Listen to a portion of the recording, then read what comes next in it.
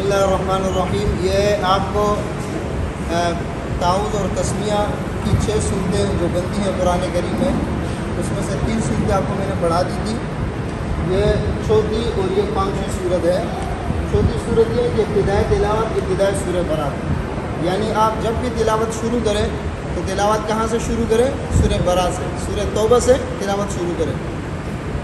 تو سورہ توبہ میں صرف اعوذ باللہ پڑھا جائے گا۔ کیا پڑھا جائے گا؟ اعوذ باللہ۔ بات سمجھ میں آ رہی ہے؟ بسم اللہ نہیں پڑھا جائے گا۔ اس کی 2 وجہ لکھے ہیں۔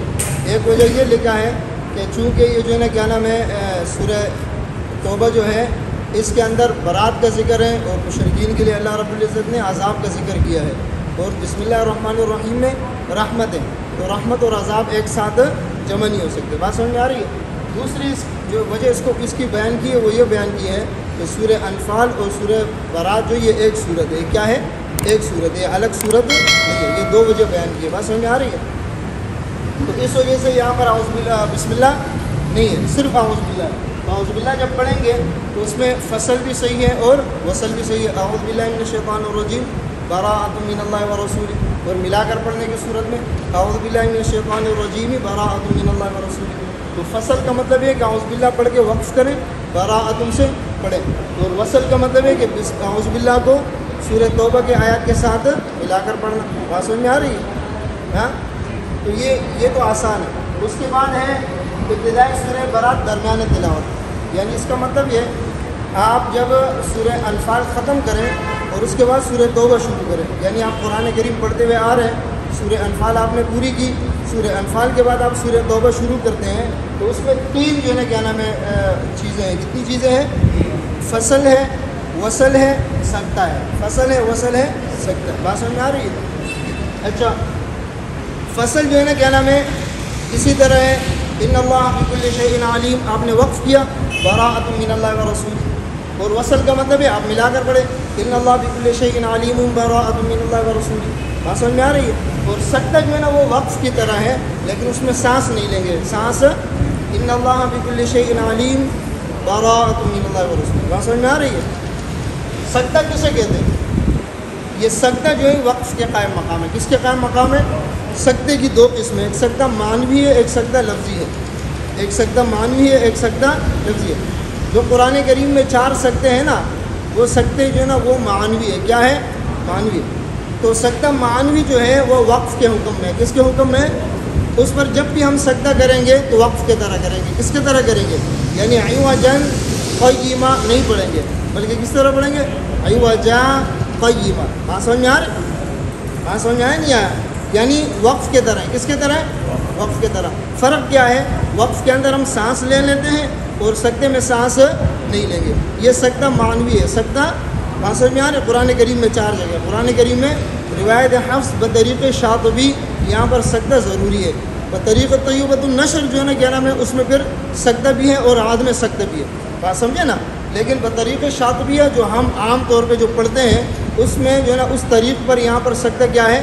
ضروری ہے۔ لیکن جہاں پر ہم نے وقف کر لیا، جیسے عوجا قیمہ ہے اور یاسین والا ہے، تو یہاں پر اگر وقف کر لیا تو پھر سکتے کی ضرورت نہیں ہے۔ بات سمجھ میں آ رہی ہے نا؟ جب وقف ہو گیا تو پھر سکتے کی ضرورت نہیں ہے۔ بات سمجھے نا؟ اگر ملا کر پڑھیں گے تو پھر سکتہ کریں گے، ملا کر پڑھیں گے تو پھر سکتہ کریں گے۔ اگر وقف کر لیا تو سکتہ ادا ہو گیا، اس کی ضرورت نہیں ہے۔ بات سمجھے نہیں سمجھے؟ اور ایک سکتہ لفظی ہوتا ہے۔ سکتہ لفظی، سکتہ لفظی جو ہے نا کیا نام ہے وہ روایت حفص میں بھی جو ہے نا کیا نام ہے عشرہ کبریٰ کے اندر ہے، عشرہ کبریٰ میں، صحیح ہے نا؟ اور جو ہے نا کیا نام ہے خلف کے اندر، یہ روایت خلف میں قرات امام حمزہ میں، یعنی ہر ساکن جب حمزہ قطعیہ سے پہلے آئے گا، ہر ساکن حمزہ قطعیہ سے پہلے آئے گا تو اس ساکن میں سکتہ کرتے ہیں۔ اس ساکن میں کیا کرتے ہیں؟ سکتہ کرتے ہیں۔ جیسے من آمنا میں من آمنا، من آمنا۔ ہاں، بات سمجھ میں آ رہے نا؟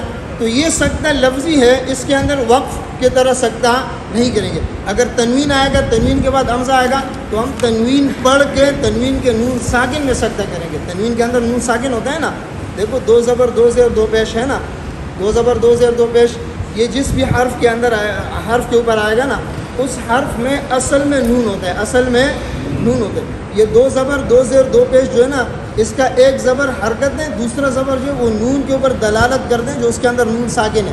بات سمجھے نا؟ دیکھیں باد و زبر بن، بانون زبر بن، یہ سمجھ میں آئے نہیں ہے؟ ہاں، تو یہ اس کے اندر جو ہے نا کیا نام ہے، اصل میں کیا ہے، نون ساکن. اس وجہ سے آپ نے پڑھا ہوگا نون ساکن اور نون تنوین کے قاعدے ایک جیسے ہیں. ایک جیسے کیوں ہے؟ اس کے اندر بھی نون ساکن ہے، اس کے اندر بھی نون ساکن ہے. سمجھے نا؟ تو ساکن یعنی تنوین کے اندر جب بھی اس کے بعد حمزہ آئے گا ہاں تو اس وقت بھی کیا کریں گے، سجدہ کریں گے. عذاب علیم، عذاب علیم. لیکن عند الوقف جو ہے نا کیا نام ہے، خلف کے لیے سجدہ اور نقل حرکت دونوں صحیح ہے. عذاب علیم، عذاب علیم دونوں صحیح ہے. سمجھا؟ یہ سجدہ ہوگا، اس طرح نہیں ہوگا کہ عذاب علیم یعنی وقف کی طرح نہیں ہوگا. یہ سجدہ لفظی ہے. کیا ہے؟ آپ کے اوپر کوئی سوال بھی کر سکتے ہیں نا کہ بھائی سجدہ تو وقف کے قائم مقام ہے، تو یہاں پر وقف ہونا چاہیے تھا، وقف کی طرح سجدہ ہونا چاہیے تھا. تو یہ بات یاد رکھنا کہ سجدہ معنوی جو ہے نا کیا نام ہے وہ وقف کی طرح ہوتے ہیں، سجدہ لفظی وقف کی طرح نہیں ہوتے. سمجھے؟ نہیں سمجھے؟ تو روایت خلف کے اندر قرات امام حمزہ میں جو سجدے آئیں گے وہ کون سے سجدے ہیں؟ لفظی. بات سمجھے؟ تو یہ جو ہے نا کیا نام ہے ایک اضافی بات آپ کے سامنے آ گئی. یعنی ابتدائے تلاوت، ابتدائے سورہ برات، سورہ برات سے آپ تلاوت شروع کریں گے تو صرف اعوذ باللہ پڑھیں گے، بسم اللہ نہیں ہے اس کی میں نے آپ کو 2 وجہ بتائی. پھر اعوذ باللہ پڑھیں گے تو اس میں 2 صورتیں ہیں، فصل اور وصل. اعوذ باللہ کو براءۃ من اللہ و رسولہ کے ساتھ ملا کر پڑھو یا اس سے الگ کر کے پڑھو، ملا کر پڑھو یا الگ کر کے پڑھو. بات سمجھ میں آئی؟ اور جو ہے کہنا 5ویں صورت کیا ہے؟ ابتدائے سورہ برات درمیان تلاوت. ابتدائے سورہ برات درمیان تلاوت میں، ابتدائے سورہ برات درمیان تلاوت میں کتنی چیزیں ہیں؟ 3، فصل، وصل اور سجدہ. صحیح ہے نا؟ فصل جو ہے نا کیا نام ہے وہ کیا ہے؟ آپ نے وقف کر لیا، ان اللہ بکل شیء علیم پر آپ نے وقف کیا، براءۃ من اللہ و رسولہ الگ سے پڑھا. اور وصل کا مطلب کیا؟ دونوں کو ملا کر پڑھا، ان اللہ بکل شیء علیم براءۃ من اللہ و رسولہ. بات سمجھ میں آئے؟ اور جو ہے نا کیا نام ہے سجدہ، یہ سجدہ بھی وقف کی طرح ہے لیکن فرق کیا ہے؟ یعنی ہم اس پر وقف کر کے سانس نہیں لیں گے. وقف کر کے سانس، ان اللہ بکل شیء علیم براءۃ من اللہ و رسولہ. بات سمجھ میں آئے؟ نہیں آئے؟ اس کے اندر آپ کو میں نے بتایا کہ سجدہ کی جو ہے نا کیا نام ہے کتنی قسمیں ہیں؟ 2. ایک سجدہ معنوی ہے، ایک سجدہ لفظی ہے. سجدہ معنوی جو روایت حفص میں ہم سجدے کرتے ہیں یہ سجدہ معنوی ہے. سجدہ معنوی جو ہے وہ وقف کے قائم مقام ہے. کس کے قائم مقام ہے؟ وقف کے. تو سجدہ معنوی جب بھی ہم کریں گے وقف کی طرح کریں گے. کس طرح کریں گے؟ عوجا قیما لینذر، عوجا قیما لینذر. ایسا سجدہ نہیں کریں گے. کس طرح کریں گے؟ وقف کی طرح. بات سمجھ آ رہے؟ سجدہ معنوی وقف کے قائم مقام ہے. اور اگر اس جگہ آپ نے وقف کر لیا عوجا تو پھر بھی صحیح ہے، سجدہ خود بخود ادا ہو گیا. بات سمجھے نہیں سمجھے؟ ہاں. اسی طرح جو ہے نا کیا نام ہے سجدہ لفظی، جو روایت خلف کے اندر قرات امام حمزہ میں جو سجدہ ہے وہ سجدہ لفظی ہے. وہ سجدہ وہ وقف کی طرح نہیں ہے. وقف کی طرح اس میں ہم نے سجدہ اسی طرح کرنا ہے جیسے میں نے آپ کو بتایا عذاب علیم، یعنی عذاب علیم. وقف میں عذاب ہوگا نا، عذاب نہیں ہوگا. بعد و پیش بن یا بعد و زیر بن وقف میں کس طرح پڑھیں گے؟ ہاں ساکن کریں گے نا. تو یہ جو ہے نا سجدہ لفظی جو ہے نا وقف کی طرح نہیں ہے. سجدہ لفظی وقف کی طرح نہیں ہے. اس میں کس طرح سجدہ کریں گے؟ عذاب علیم. صحیح ہے. اور پھر میں نے اضافی بات آپ کو بتا دی کہ خلف کے لیے یہاں پر وقف کرتے ہوئے سجدہ بھی صحیح ہے اور نقل حرکت بھی صحیح ہے. صحیح ہے؟ بات سمجھ میں آ رہی ہے؟ ہاں یہ بات سمجھے. سجدے کی 2 قسمیں بتائی، ایک معنوی ایک لفظی. صحیح ہے نا؟ اس کی وضاحت میں نے اس لیے کی کہ بہت سارے ساتھیوں کا میں نے سجدہ سنا ہے عوجا قیما لینذر، اس طرح سجدہ کرتے ہیں. تو یہ سجدہ کیا ہے؟ غلط ہے. اس کی میں نے آپ کو وجہ بتا دی کہ سجدہ معنوی وہ وقف کی طرح ہے. کس کی طرح ہے؟ اب آپ خود فیصلہ کریں. جب وہ وقف کی طرح ہے تو آپ وقف کر کے سجدہ کریں گے نا. ہاں بات سمجھے نا؟ فرق کیا ہے وقف میں اور سجدے میں؟ فرق یہ ہے کہ یہ وقف کی طرح ہی پڑھا جائے گا لیکن سانس نہیں لیں گے. سانس وقف میں سانس لیتے ہیں اور سجدے میں سانس نہیں لیں گے. تو اس کو کیا کہتے ہیں؟ سجدہ معنوی. اور سجدہ لفظی جو ہے وقف کی طرح نہیں ہے. بات سمجھے؟ وہ ہر اس ساکن کے اوپر جب حمزہ قطعیہ سے پہلے ساکن آئے گا تو یہ ساکن جو ہے نا کیا نام ہے 3 قسم کے ہیں. کتنے قسم کے ہیں؟ خلف کے لیے ساکن موصول، ساکن مفصول اور غلام. ساکن موصول، ساکن مفصول اور غلام. ساکن موصول کس کو کہتے ہیں؟ ایک ہی کلمہ میں ساکن آ جائے. ساکن مفصول کس کو کہتے ہیں؟ الگ الگ کلمے میں ہو. اور غلام کس کو کہتے ہیں؟ لام تعریف کے بعد جب حمزہ آتے ہیں نا، ہاں لام تعریف کے بعد جب حمزہ آتے ہیں فیل اور، تو اس کو کیا کہتے ہیں؟ غلام. بات سمجھ میں آ رہی ہے؟ انشاءاللہ اس کی تفصیل آپ کو بتاؤں گا میں. یہ تعوذ اور تسمیہ کا جو بحث چل رہا ہے اس کی آخری صورت ہے. یہ آخری صورت یہ اس طرح ہے کہ کتابوں میں اس کا تذکرہ نہیں ہے، تو جو ہے نا کہنا میں اس کو تھوڑا سا آپ غور سے سمجھ لیں. درمیان تلاوت، درمیان صورت. اب آپ پریشان ہوں گے کہ درمیان تلاوت بھی درمیان ہے، صورت بھی درمیان ہے، ایسا کیسے ہو سکتا ہے نا؟ بات سمجھ میں آ رہی ہے؟ تو اس کی صورت ایسے ہے جیسے ہم منزل پڑھتے ہیں نا، منزل، ہاں اولئک هم المفلحون. اس کے بعد پھر پڑھتے ہیں الہکم الہ واحد لا الہ الا هو الرحمن الرحیم. اس کے بعد پھر پڑھتے ہیں اللہ لا الہ الا هو الحی القیوم. صحیح ہے نا؟ تو یہ الہکم الہ واحد یعنی اولئک هم المفلحون کے بعد ہم پڑھتے ہیں نا، تو الہکم الہ واحد یہ جو ہے نا کیا نام ہے، یہ بھی تلاوت کے درمیان بھی ہے اور سورت کے درمیان بھی ہے. تلاوت ہم نے کب شروع کی؟ الف لام میم سے شروع کی نا. تو اولئک هم المفلحون تک پڑھا. اس کے بعد پھر الہکم الہ واحد ہم پڑھ رہے ہیں. یہ تسلسل کے ساتھ تو نہیں ہے وہ آیات، یعنی اولئک هم المفلحون کے بعد الہکم الہ واحد قرآن میں تو نہیں ہے، یہ دوسری جگہ ہے نا. تو یہ جو ہے نا کیا نام ہے، درمیان تلاوت اور درمیان صورت ہے.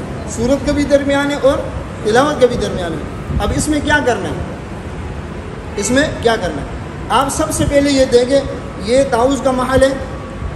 نہیں ہے. تسمیہ کا محل ہے؟ نہیں ہے. دونوں کا محل نہیں ہے. کیوں؟ تعوذ کا محل کیا ہے؟ ابتدائی تلاوت. تو یہ ابتدائی تلاوت تو نہیں ہے. اور تسمیہ کا محل کیا ہے؟ ابتدائی صورت. تو ابتدائی صورت بھی نہیں ہے. بات سمجھ میں آ رہی ہے؟ دونوں نہیں ہے. تو اس میں نہ تعوذ ہے نہ تسمیہ ہے. ہاں اگر اس میں پڑھنا ہے تو پھر علماء نے لکھا ہے کہ برکت کے لیے بسم اللہ پڑھ سکتے ہیں. برکت کے لیے بسم اللہ پڑھ سکتے ہیں. پہلی صورت تو یہ کہ تعوذ اور تسمیہ کچھ بھی نہیں ہے. ہاں آپ منزل پڑھتے ہیں، اس میں تعوذ تسمیہ پڑھتے ہو؟ نہیں پڑھتے ہو نا، کچھ بھی نہیں ہے. دوسری صورت یہ کہ آپ جو ہے نا کیا نام ہے، اگر اس میں بسم اللہ برکت کے لیے پڑھیں تو پھر اس میں فصل اور وصل، فصل اور وصل. فصل اس کے اندر صرف فصل ہے. بعض نے وصل کو جائز لکھا ہے، بعض نے وصل کو جائز لکھا ہے. لیکن وصل کی صورت میں بھی آپ اگر قرآن کریم کی اس طرح کی آیات ہو جس میں کفار کا ذکر ہو، ہاں تو اس میں جو ہے نا کیا نام ہے پھر بہتر یہ ہے، یا جہنم کا ذکر ہو، بہتر یہ ہے کہ بسم اللہ میں فصل کرے، وصل نہ کرے. لیکن فصل جو ہے نا کیا نام ہے، یہ سب کے نزدیک سب اس پر متفق ہے کہ اس میں کیا ہے، فصل ہے. لیکن آپ نے سنا ہوگا، بہت سارے قراء کو آپ نے سنا ہوگا محفلوں میں جب وہ پڑھتے ہیں، تلاوت کرتے ہیں، تلاوت کرنے کے بعد جب دوسری جگہ شروع کرتے ہیں اسی طرح، ہاں فلا صدق ولا صلی، یہاں سے تلاوت کر رہے ہیں، یہاں سے ایک رکوع پڑھا، آگے بسم اللہ الرحمن الرحیم پڑھ کے ملا کر پڑھتے ہیں فلا صدق ولا صلی. تو یہ اکثر کے نزدیک صحیح نہیں. بات سمجھ میں آ رہی ہے؟ ہاں بات سمجھے نہیں سمجھے؟ تو وہ جو ہے نا کیا نام ہے، ناواقفیت کی وجہ سے اس کو کیا کرتے ہیں، ملا کر پڑھ لیتے ہیں. صحیح ہے نا؟ ہاں عند الفاظ جواز ہے، لیکن جو ہے نا کیا نام ہے، افضل اور اعلیٰ بات یہ ہے کہ اس کو جو ہے نا کیا کرے، ہاں اس کو جو ہے نا کیا نام ہے فصل کرے، وصل نہ کرے. بات سمجھ میں آئی؟ اچھا یہ صورت جو ہے نا کیا نام ہے امتحان میں پیش آتی ہے. آپ نے کسی طالب علم سے جائزہ لینا ہے یا امتحان آپ لے رہے ہیں، آپ نے پہلا سوال کیا، طالب علم نے اعوذ باللہ بسم اللہ دونوں پڑھا، سوال پڑھا، اس کے بعد آپ دوسرا سوال کرنا ہے، ہاں انما الصدقات للفقراء والمساکین، دوسرا سوال آپ نے کیا. تو یہ قرآن کریم کے مطلب صورت کے بھی درمیان میں ہے اور تلاوت کے بھی درمیان ہے. تو یہاں پر بہتر یہ ہے کہ طالب علم کچھ بھی نہ پڑھے.